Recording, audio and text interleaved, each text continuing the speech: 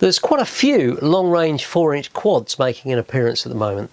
They're all trying to beat the 250 gram weight limit and get long flight times, and using some combination of Caddx and DJI digital FPV.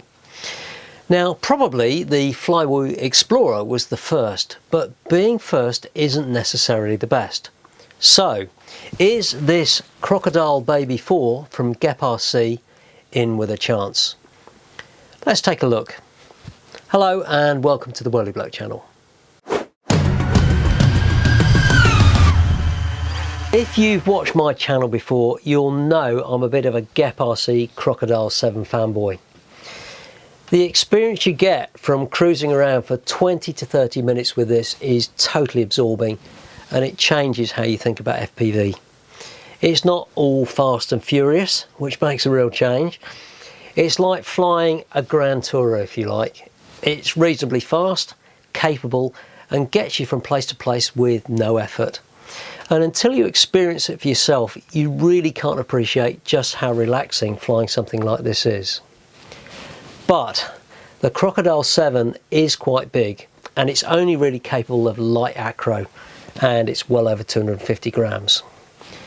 But now, spoiler alert, there's this awesome Crocodile Baby 4. It gets you the same long range experience, and because it's so light, it gets you pretty good acro performance. Well, it's good enough for an average pilot like me anyway. And it's fantastic. I mean, this is properly good. I've been flying this for a few weeks now, and to be perfectly honest, all I want to do is charge the batteries and get out flying again. Although at the moment I seem to spend all my time dodging the rain and dreadful weather. And I managed to get a 26-minute flight out of this. I'll leave the flight footage running up here somewhere while I review the quad and talk about batteries and battery life. And I'll go over the specs and show you the battery choice that has worked well for me. This is a 4-inch quad that's ready to fly, and I opted for the DJI plug and play version, but you can order it with all the usual FR Sky or Crossfire setups if you want. There's an analog FPV version as well, but I wanted to see if this DJI version was any good. And I'll leave links in the description to all the different versions so you can check them out. Now, at the core of this is a Caddx Vista digital VTX DJI digital system, whatever you want to call it, and mounted underneath is a GEPRC 20 amp F4 flight stack.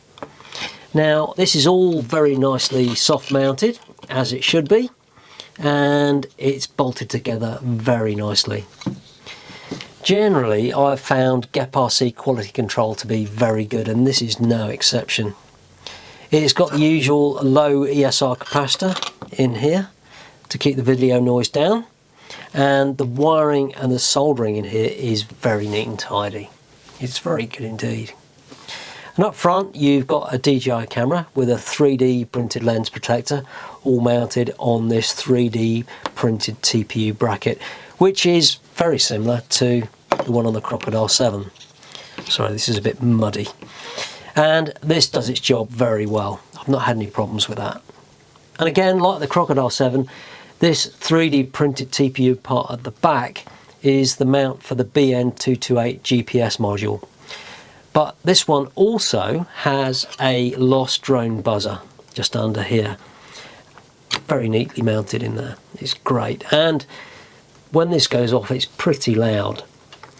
And just down here you can't see it, but there is a red flashing LED. And it's also got its own battery, so it'll work even if the flight battery's dead or it's fallen off or been ejected. So finding this isn't going to be a problem when you've flown off a long way and binned it somewhere.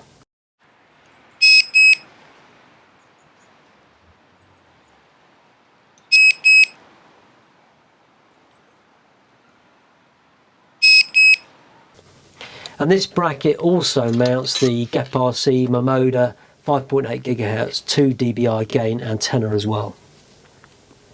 You also get a TPU mount for the Crossfire antenna to mount this on the front here. Again, the same as the Crocodile 7. It's a pretty good system and it's a good place to mount it. So you're pretty much covered for every combination of video and receiver that you could want. Now in the box you get a whole bunch of spares. There's, what have we got here? We've got some, where we are, we've got a couple of spare frame arms. There's some foam landing pads. I've already stuck some on the bottom here. And what have we got? We've got some antenna tubes, some spare hardware.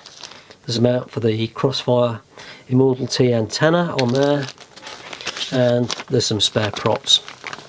And there's also a couple of different types of battery strap. There's these simple Velcro foam ones, and this long one, which is needed for the big battery lot I'll talk about in a minute. Now, the choice of motors and props on this, I think, is a very smart choice. These are GR 1404 1750 kV motors paired with Gemfan 4042 dual blade props, which are low inertia. And this is key to why they get such great flight times out of this. These just spin forever.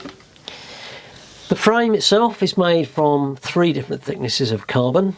The top plate is 1.5mm, the bottom plate down here is 2mm, and these arms are 2.5. And these are all pretty clever design factors in a quad that weighs just 157 grams. And if you choose the right battery, this is easily under 250 grams all up weight. Now, it's designed to run on 4S, and with a 650 mAh LiPo like this is a GMB, I easily got 7 or 8 minutes flight, even pushing it quite hard. And that's the thing with this, although it's sold as a long range and long duration quad, you don't lose out on the fun acro stuff. It's got surprising punch and power, which is down to the high power to weight ratio, and the fact these low inertia motors and low drag props means they spool up really fast. And it's ridiculously quiet when it's flying. Now, the other great feature of this quad is again down to the choice of motors and props. You can use a lithium ion battery pack to get properly long flight times with this.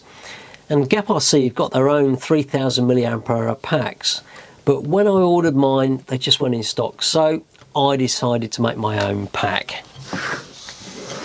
This is made up from 4 Sony VTC6 18650 lithium ion cells that are just about the best compromise of power and price. They're spec'd with an internal resistance of around 10 milliohms, which equates to a discharge rating of around 30C continuous. And they're easy to get hold of because they're all used in vaping devices, which keeps the prices low. Check out my other video on how I made similar 6S packs using my easy solder spot welding technique to minimise any cell heat damage. Now, this does push the all-up weight of this quite significantly. So let's have a quick look. Quad on its own is, let's see, 157 grams, and with this 650 mAh 4S GMB pack, that brings it up to 237. But as soon as you put something like this on, it's going to take you up to 364 grams. But what you get with this is very, very long flight times. I managed to get 26 minutes from this pack, and I think I could have got a minute or two longer if I was a bit more careful. The way you fly does make a big difference, but just cruising around exploring, you're going to get awesome flight times out of this. And don't ignore the extra weight.